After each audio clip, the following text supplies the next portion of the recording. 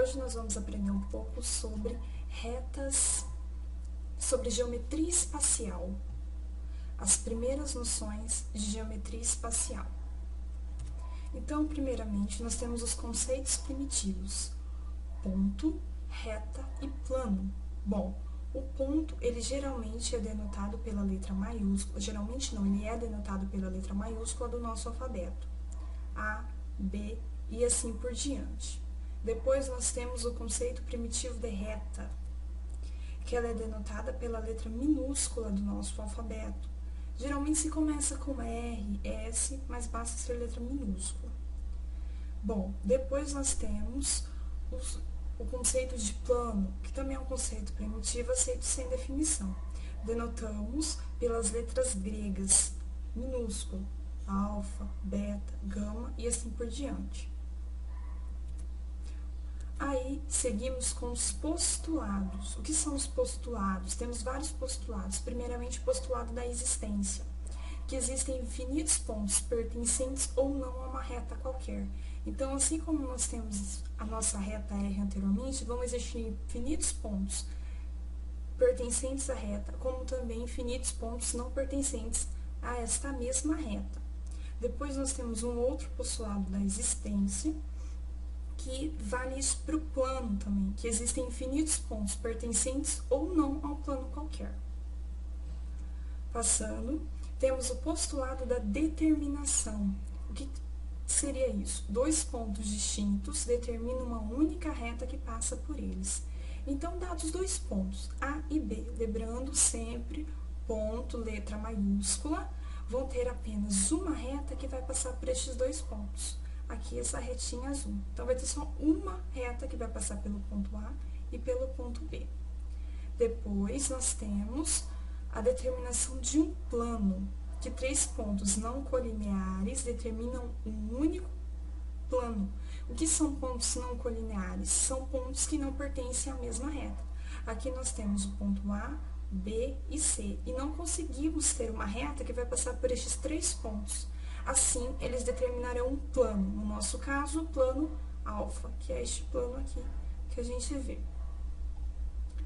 Depois, nós temos o postulado da inclusão, que se uma reta R tem dois pontos distintos pertencentes a um plano alfa, então a reta R está contida em alfa. Então, se a gente tem um plano aqui, e você tem dois pontos de uma reta, no caso o ponto A e o ponto B, que pertence ao plano alfa, então esta reta vai pertencer a este plano também.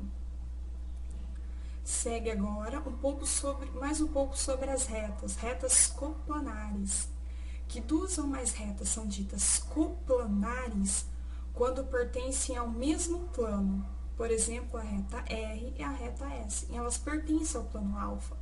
Então, elas são ditas coplanares. Depois, a gente tem as retas concorrentes, que duas retas são ditas concorrentes. C e somente C, elas têm um único ponto em comum. No nosso caso, a gente tem a reta R e a reta S, e a gente tem este ponto em comum, que é o ponto P. Então, essas duas retas já são concorrentes. Elas são concorrentes por esse motivo. Aí, depois, nós temos as retas paralelas, que duas retas são ditas paralelas, C e somente C. Ou elas são coincidentes, ou elas são coplanares e não possuem pontos em comum.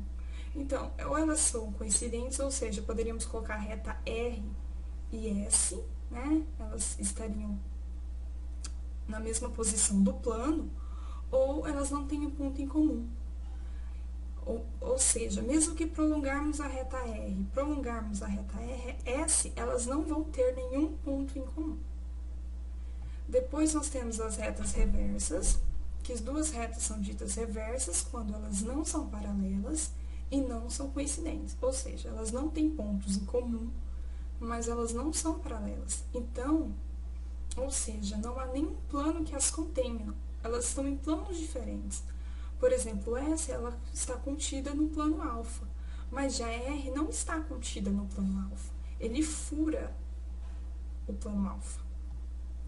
Bom, assim a gente pode montar um pequeno esquema, que duas retas no espaço, ou elas são distintas ou elas são coincidentes. Se elas são distintas, elas podem ser coplanares ou elas podem ser reversas. E se elas forem coplanares, elas podem ainda ter duas opções. Elas podem ser paralelas ou concorrentes. Lembrando paralelas e lembrando concorrentes, ponto em comum, e coplanares pertencentes ao mesmo plano. Agora, um pouquinho sobre planos coincidentes. Dois planos são ditos coincidentes quando todos os seus pontos são em comum, né? Quando tem todos os seus pontos em comum.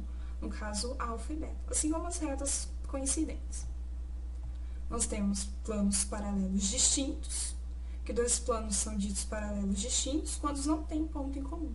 Então, nós temos dois planos paralelos distintos, se mesmo prolongarmos alfa ou beta, não haverá nenhum ponto em comum. E para finalizar, mais um pouquinho sobre planos, nós vamos ter dois planos são secantes quando tem apenas uma reta em comum.